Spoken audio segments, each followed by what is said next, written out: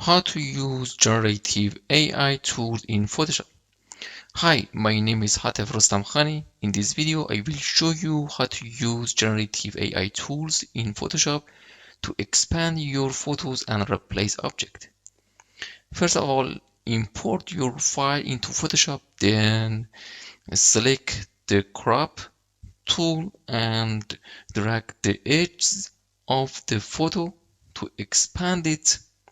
Make sure in the option bar select Generative Expand from the fill drop-down menu and then click Generate.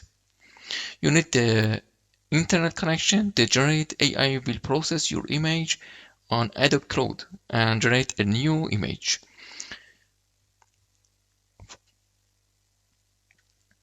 Okay. Wow, it's wonderful. Photoshop will show you three choices of the generated images. You can select the one that you like best and save it.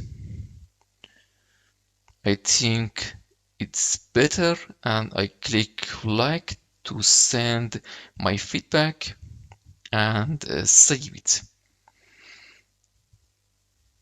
Okay. Also, you can use generative AI to replace objects in your photos. To do this, zoom in on the area that you want to replace. You need to select base layer and use the Lasso tool to select the object. Okay. Before you click the generate button, you can write a brief description of the object that you want to replace. I write BMW police car. Okay, and click generate. Photoshop will then generate three choices of the replaced object, and you can select one choice. Okay.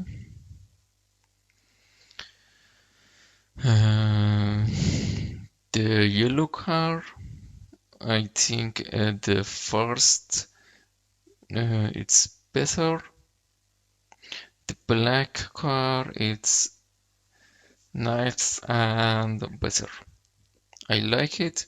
I send feedback to Adobe.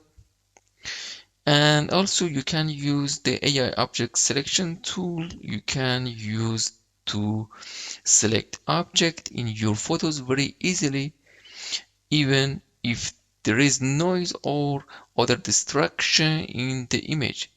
To use the tool, first select the base layer of the image, then select the object that you want to replace. If you want to select multiple objects, hold down the shift key and click on the other objects, then click the generate.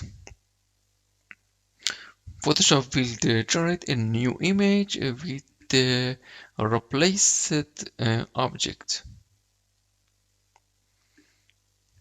Okay, my new car is generated. I can select one. Some additional tips you need to know. The better your internet connection, the faster the generative AI will process your image. The generative AI tools are still under development, so you may not always get the results that you want. However, they are a great way to experiment with new ideas and create unique images. I hope this video has helped you to learn how to use generative AI tools in Photoshop.